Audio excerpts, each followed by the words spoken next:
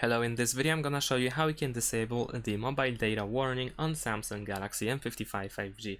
In order to not receive any warnings about the usage of mobile data, we need to go to the settings.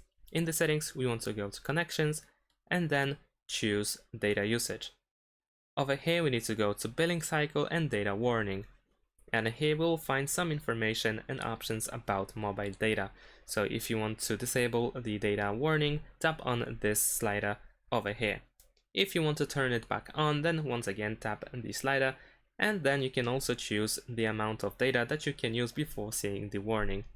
And you can also set data limit, which makes the mobile data to be paused when the specific limit is reached.